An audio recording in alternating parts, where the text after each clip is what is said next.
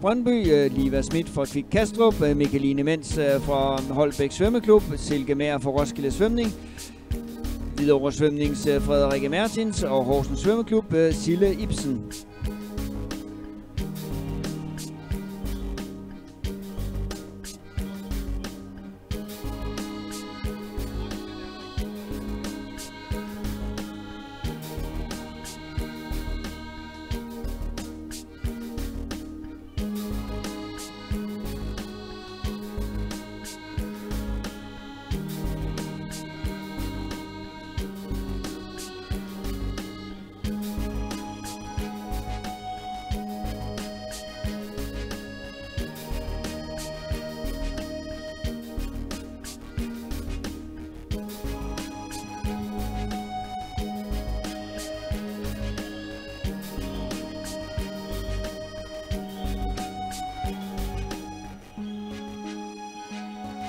Her før skiftet til tredje svømmer, så er det Kvik Piger, der skifter foran Hvidovre Piger og Horsens Piger.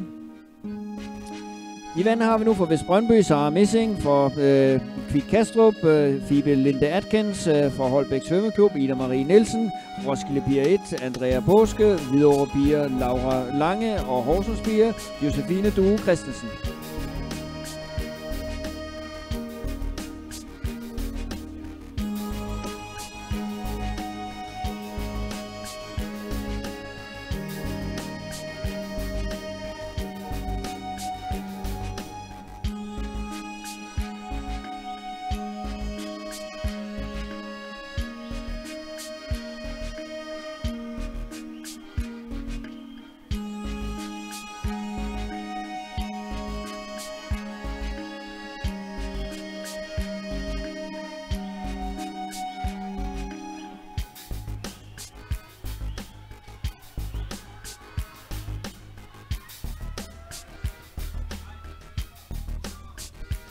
Og det var nu Horsens Piger, der skiftede foran Kvik Piger og Roskilde Piger på tredjepladsen, Hvidovre Piger ned på nummer 5. pladsen. I vandet til sidste tur har vi Emilie Larsen fra Vest Brøndby, Christina Melhede fra Kvik Kastrup, Nynne Hørlem fra Holbæk, Christina Christensen fra Roskilde Piger 1 og Christine Mikkelsen fra Hvidovre Svømmeklub og Jennifer Torius Bæk svømmer fra Horsens Piger.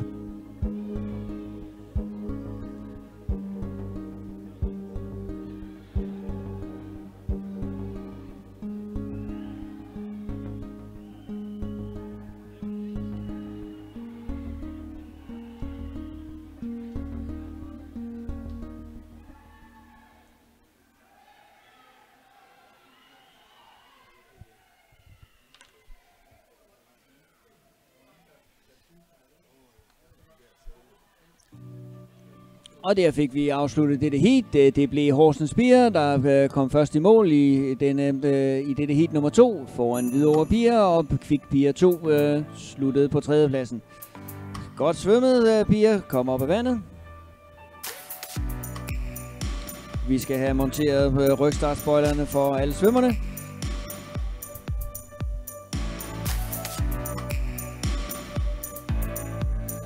Og i det tredje heat, der har vi alle baner fuld, og der skal vi se i bane nummer 1 fra Helsingør Svømmeklub, Helsingør Damer, på bane nummer 2 fra Gentofte, Gentofte Piger 2, i bane nummer 3 fra Vejle, Team Awesome, bane nummer 4 fra Lyngby Svømmeklub, Lyngby Junior Piger, bane nummer 5 fra Gentofte, Gentofte Piger 1, og bane nummer 6 fra Triton Ballerup, Triton Junior Damer 2, i bane nummer 7 fra Vat Copenhagen, Vat Piger 2, og i bane nummer 8 fra Sigma Swim, Sigma Junior Piger B.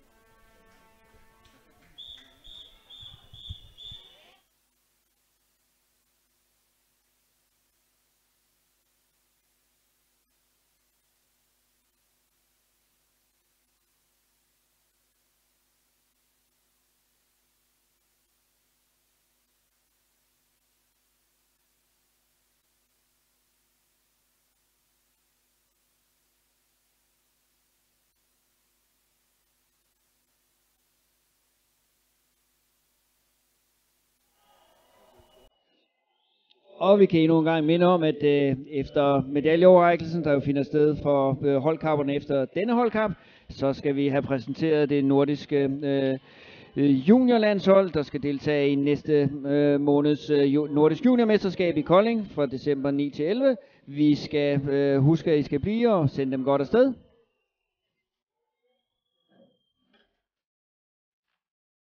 Med den meddelelse, så kan vi også sige, at vi fra Helsingør damer svømmer med Freja Skov, Gentofte Piger 2, Sif Nicoline Madsen.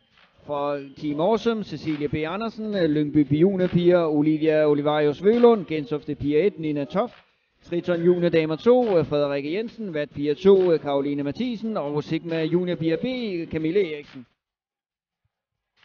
Og de er straks klar til at skifte til anden holdsvømmer. Det blev Vat Piger 2, der skiftede først foran Gentofte, og Sigma Junior Piger B på tredjepladsen.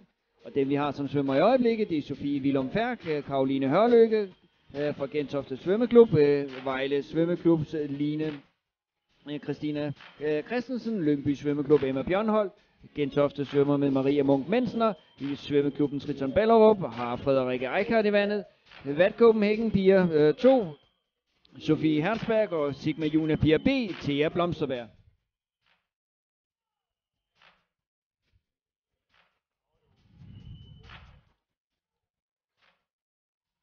Og vi har et par diskvalifikationer.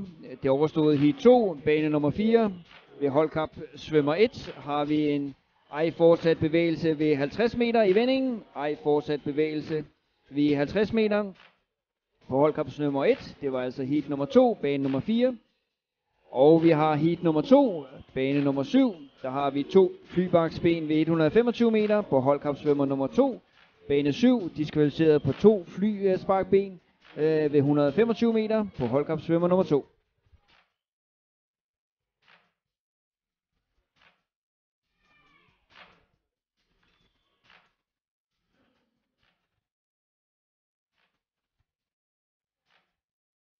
Og der fik vi også sendt tredje svømmer afsted for Helsingør Svømmeklub. Svømmer Mathilde Mink Nielsen, Gentofte Emilie Holst Lange, Vejle Svømmeklub Line W.J.V. Hededal, Lyngby Svømmeklub Jessica Ju Mortensen, fra Gentofte Sofie Louise Nim, Triton Ballerup Helena Berg Vink, Vat Copenhagen Camilla Hovgaard og Sigma Swim Julie Stampe.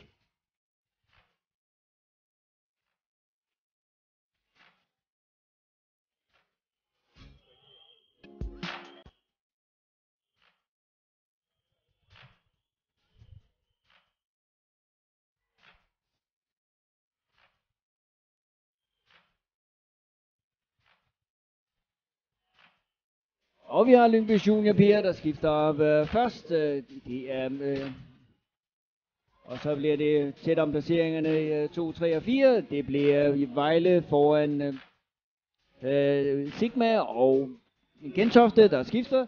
Og vi har dermed sendt de sidste svømmer i vandet. Helsingør svømmer med Carla Louise Balle, Gentofte Bjørk Nielsing Petersen, Louise Vare for Team Awesome Vejle, Ida Gelnik Padborg for Lyngby Junior Piger, Karoline Novak for Gentofte Svømmeklub, Jule Darlem Brandt fra Triton Junior Damer, 2 Alberte M. Hansen fra Vat Copenhagen og Mille Gråsbøl fra Sigma Swim, Sigma Junior Piger B.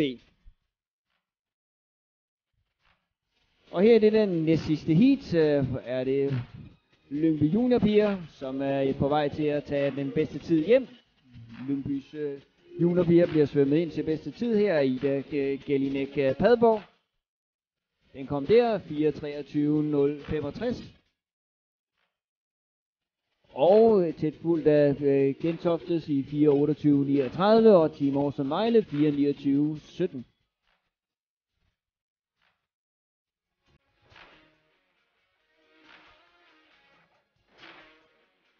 De har alle svømmer i mål, og det betyder også, at vi skal have sat rygstakspoilerne på.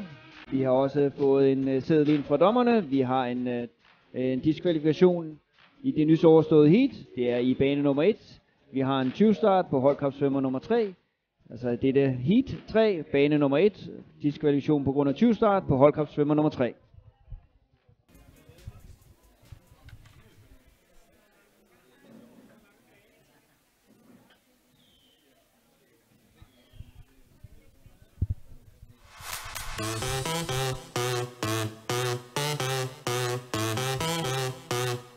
Det betyder også, at vi er klar til at præsentere holdene, der skal svømme i det hurtigst tilmeldte heat. Vi har i bane nummer 1 fra Holstebro, tag godt imod HCSC Kindergarten Rødstue.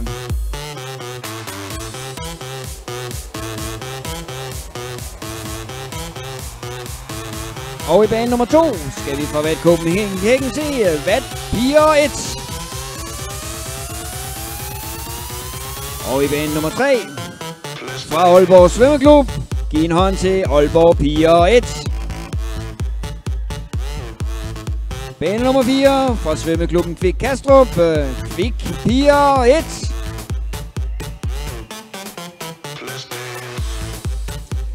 Og i bane nummer 5 fra Sigma Svøm, giv en hånd til Sigma Junior Piger A. I bane 6 fra svømmeklubben Triton Ballerup, Triton Junior Damer 1. Og i bane nummer 7 fra Hovedstadens Svømmeklub, Hovedstadens Damer. Og ind i bane nummer 8 fra Gladsaxe Svømmeklub, GSC Piger 1.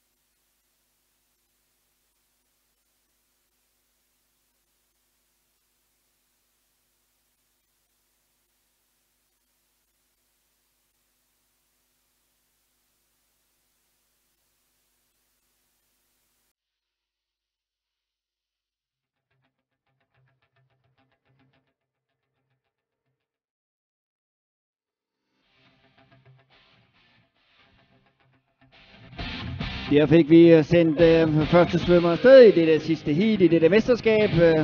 Fra Holstebro Svømmeklubs Kindergarten Rødstue svømmer Isabella Bak, Vat Piger 1, Vat Copenhagen, Lærke Rask Sander, Aalborg Piger 1, Mille Moskov Lausen, Kvik Piger 1, Sara Sylvest, Sigma Junior Piger A, Katarina Nikorodsko, i Triton Junior Damer 1, Liva Palmund, Hovedstadens Damer, Johanne Hingeberg og Gladsaxe Svømmeklubs GSC Piger har Victoria Bjerre i vandet.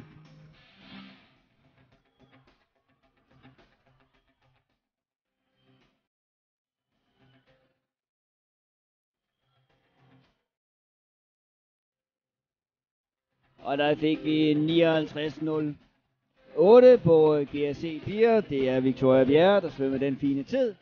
Og samtidig vi har også fået skiftet de øvrige svømmer. Fra Holstebro, Sascha Lausen, fra Vat Copenhagen, Johanna Bertelsen, fra Aalborg Svømmeklub, Victoria Hård Pallesen, fra svømmeklubben Kvik Kastrup, Sofie Hansen, Josefine Kruse fra Sigma Svøm, Triton Ballerup har Josefine Laursen i vandet, Hovedstadens Svømmeklub, Mathilde Hager og Gladsaxes Nicoline Ingemann Petersen svømmer i bane nummer 8.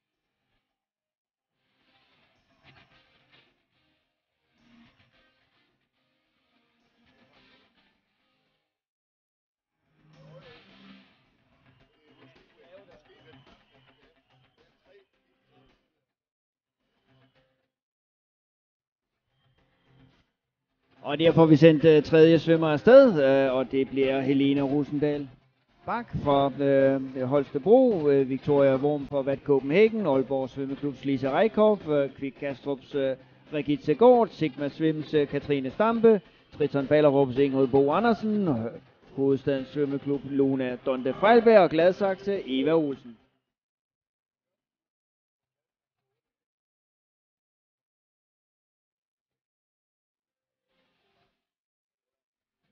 Og vi havde også en information, og den går sikkert til Thomas Stubb. Første tur for Gladsaxe, den gik på en A-kravstid, 59.08. Og både bane 4, 5 og 6 kørte B-kravstider i hus på første tur.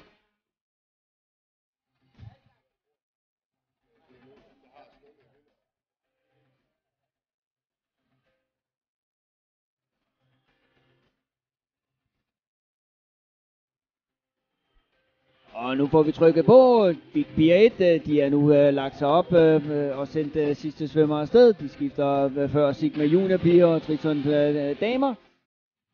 Her først, hvor de sidste bliver kørt ind, og dem vi har i vandet nu, er for Holstebro, Amalie Søby Mortensen, Sara Mortensen fra Bad Copenhagen, Amalie Bernsen fra Aalborg, Julie Krøyer Svendsen fra Kvik Kastrup, Mia Sten Dus fra Sigma Swim, Amanda Dus fra Triton Ballerup, Signe Fik Hansen fra Hovedstadens Svømmeklub og Ida Just Mikkelsen fra Gladsaxe Svømmeklub. Og vi holder fortsat stilling. Vi har Kvik foran Sigma Junior, og nu Triton Ballerup er kommet op og kører på tredjepladsen, og det bliver i den rækkefølge, det ser ud til at gå hjem for svømmerne her i denne sidste 4x100 meter medley, det sidste disciplin, den sidste finale i dette mesterskab. Og det bliver Kvik piger, der kommer ind. Og i tiden 4:10:57, det er en ny dansk juniorrekord. Fra Kvik piger 1. Det er svømmeklubben Kvik Kastrup, kører 4:10:57. Vi slutter dette mesterskab af fint med en dansk juniorrekord på disciplinen. Vi har anden sølvmedaljerne, de kører til Sigma Swim, Sigma Junior piger A, og bronzen ligger hos Triton Junior damer 1. Rigtig flot svømmet, dansk juniorrekord som en festlig afslutning på dette mesterskab. En rigtig god tid, der blev kørt.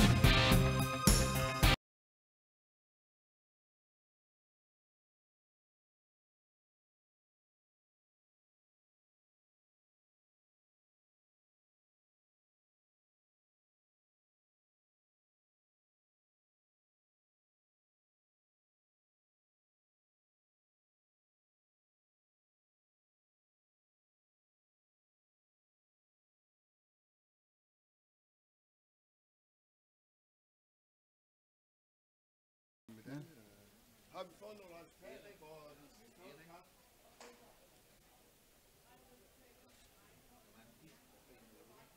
Nej.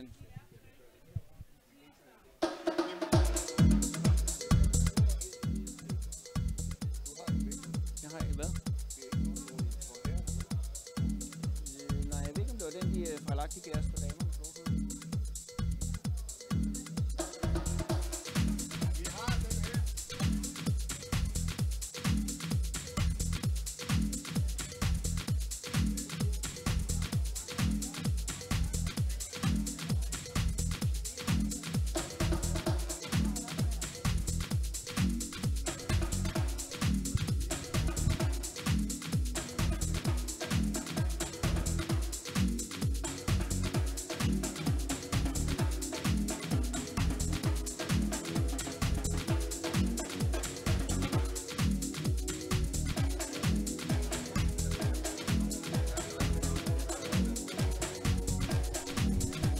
Vi går klar til overrækkelse af de sidste medaljer og præsentation af det udtagende hold til de nordiske juniormesterskaber.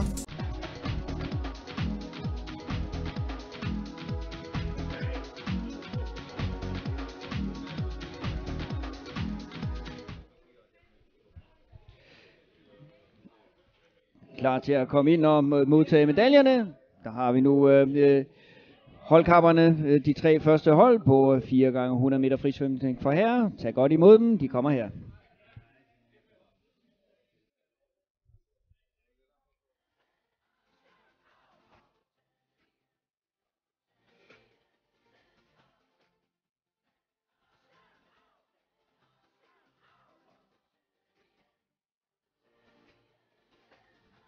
Og til at foretage medaljeoverrækkelsen har vi andenholdstræner Chris Wesselink fra Esbjerg.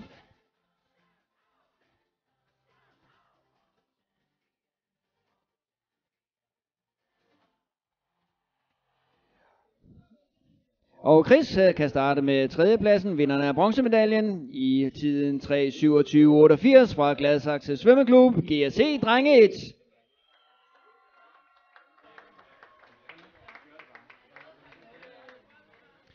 Og GSC Drenge 1 var i dag Frederik Rindshøj, Oliver Thor Sørensen, William Len Schøler og Rasmus Stenberg.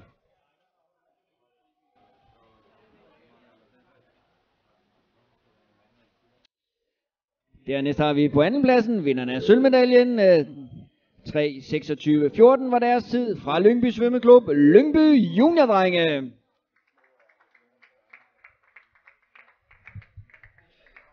Og Lyngbys hold var i dag Mikkel Emil Rosenbom, Andreas Kås Elmgren, Arthur Delén Ellegaard og William Textor Brock.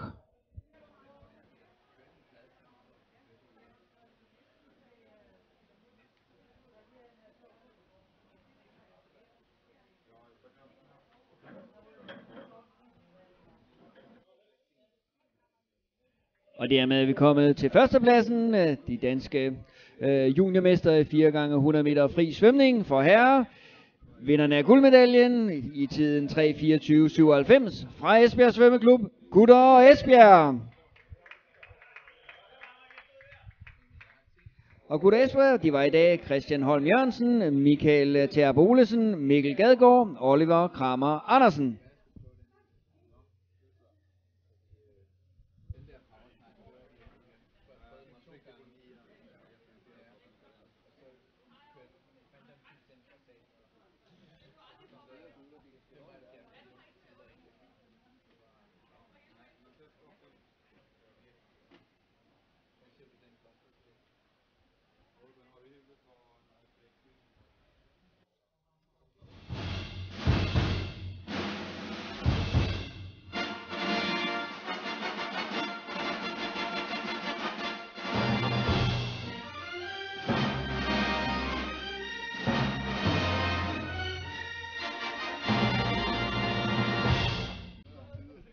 Stort tillykke til drengene.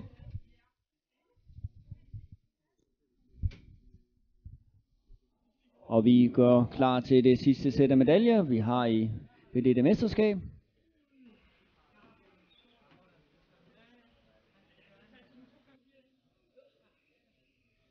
Det er 4x100 meter medley for damer. Til godt imod medaljetagerne. De kommer her.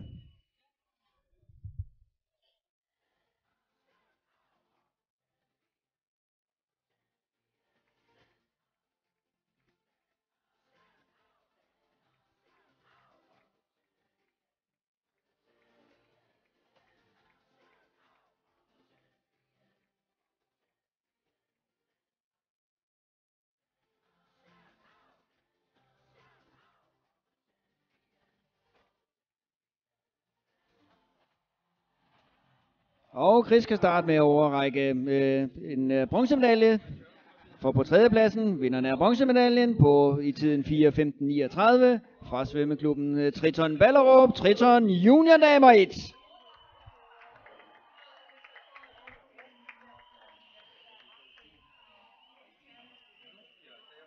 Og holdet fra Triton Ballerup bestod i dag af Liva Palmund, Josefine G. Lauritsen, Ingrid Bo Andersen og Amanda Dus.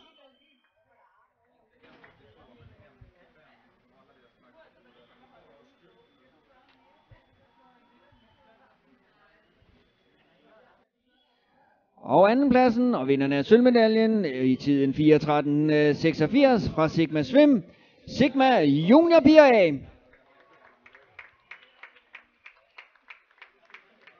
Og Sigma Swims hold var i dag Katarina Nikodotsko, Josefine Kruse, Katrine Stampe og Mia Sten Dus.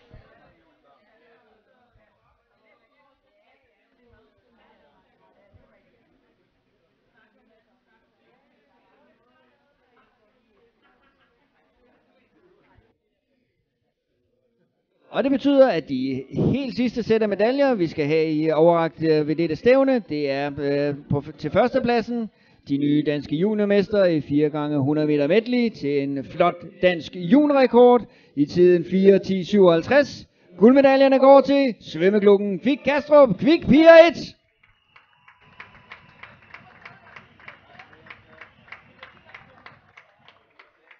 Og der deles krammer ud til hele skamlen, og det blev det af Sara Sylvest, Sofie Hansen, Regitze Gård og Julie Krøyer Svendsen, som i dag svømmede for Kvik Kastrup og tog den fine danske juniorrekord med i tiden 4:10:57, som var en god afslutning på dette danske juniormesterskab 2016.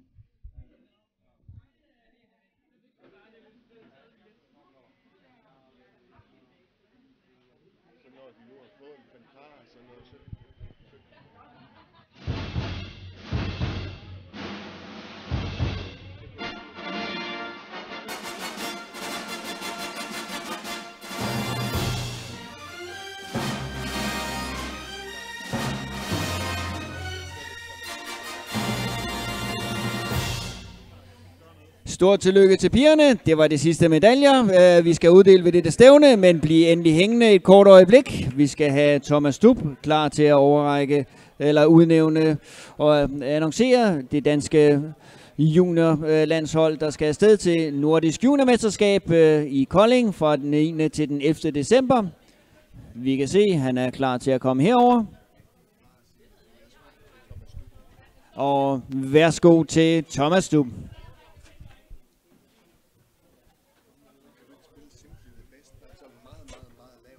Ja, tak for det.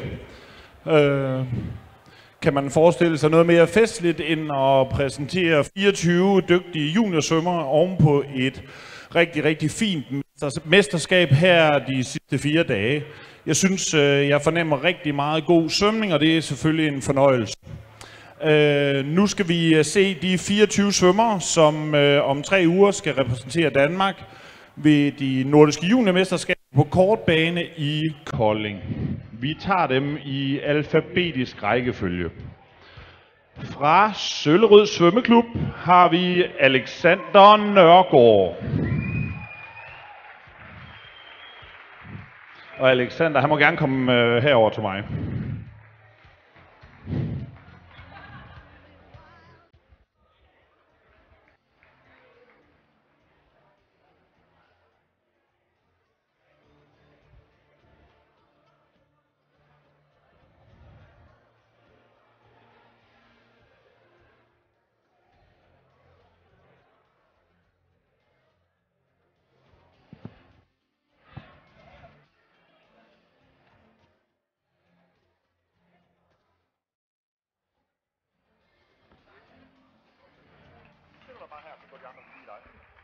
Ja, og den næste svømmer hedder Amalie Søby Mortensen, og hun repræsenterer Holstebro Svømmeklub.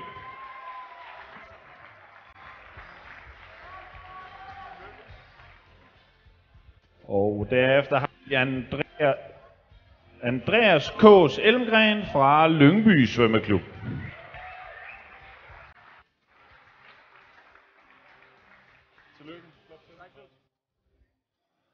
Og fra Gentofte Svømmeklub har vi Elisa Sabro Ebbesen.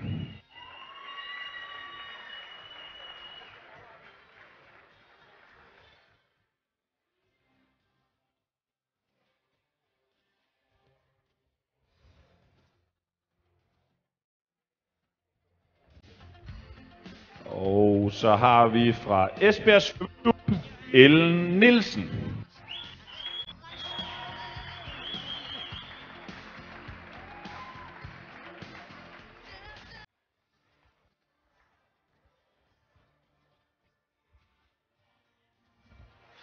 Vi har fra Gladsaxe Svømmeklub Frederik Renshøj.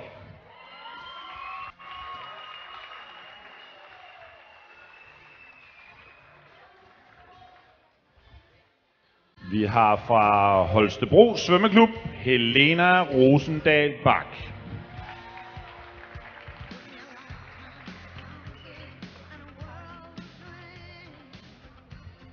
Vi har fra Lyngby Svømmeklub Jessica Mortensen.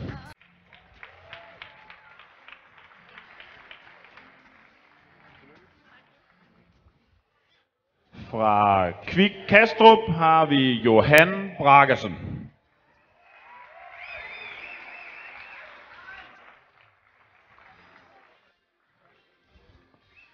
Og vi har fra Sigma Svøm Allerød, Josefine Kruse.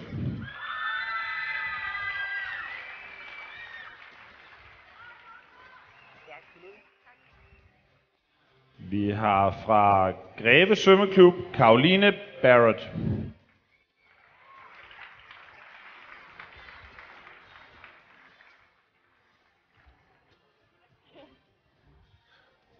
Fra Aalborg Svømmeklub har vi Katrine Buk Willesen. Og Katrine, hun får lige en hånd, men Katrine er rejst til Aalborg, så hende venter vi ikke på. Fra Triton Ballerup har vi til gengæld Liva Palmund.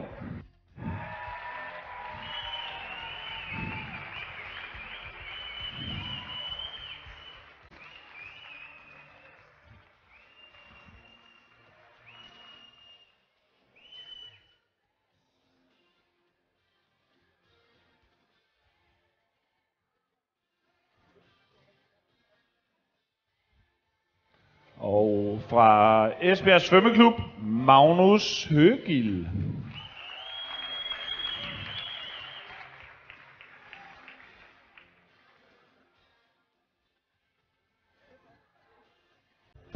Og mere Esbjerg Svømmeklub, Martin Terp Olesen. Michael, undskyld. Gammel vane.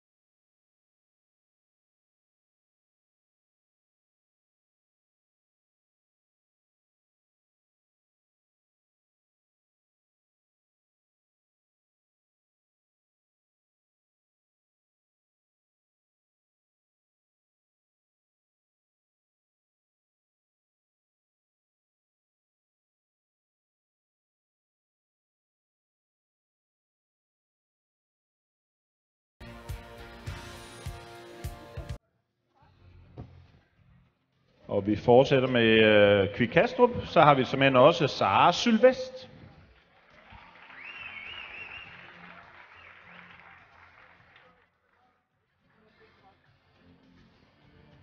Og fra Sigma Svøm Birkerød har vi Sebastian Tulberg.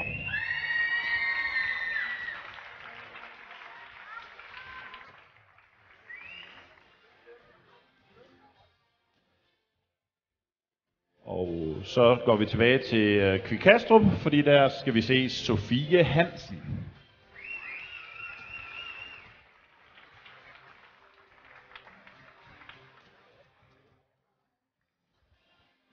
Og så tilbage til Sigma Svøm i Birkerød igen, Thea Blomsterberg.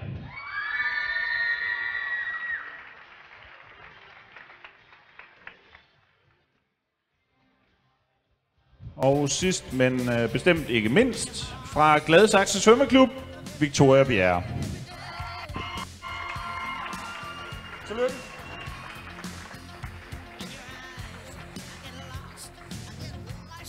Og så tænker jeg, der bare tilbage lige at give hele holdet en stor hånd og et lykke til stævner om 3 uger.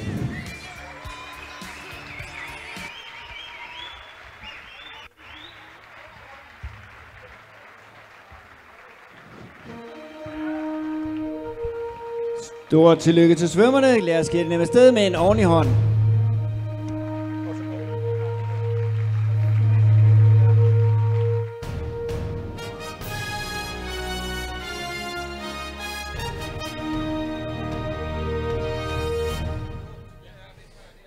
Rigtig mange tak for det. Stort tillykke til de dygtige svømmere, der har fået udtagelsen til de nordiske juniormesterskaber. Og med det så er programmet for dette danske juniormesterskab 2016 slut. Stort tak til svømmer, officials, klubtrænere, holdledere for et godt afviklet stævne. Vi har stadigvæk officials, der kan kigge hinanden i øjnene op i rummet. Men ellers er der udsvømning, og så har der kun tilbage at sige tak for denne gang for Dansk Svømmeunion og Hovedstadens Svømmeklub, som arrangører dette danske juniormesterskab. Kom godt hjem, og vi ses sandsynligvis til næste år.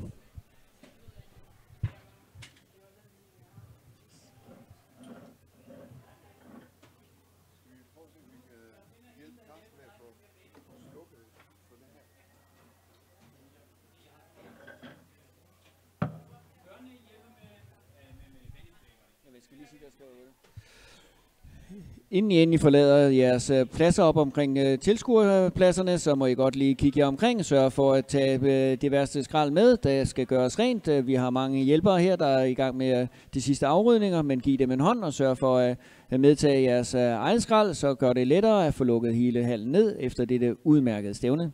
Tak for det.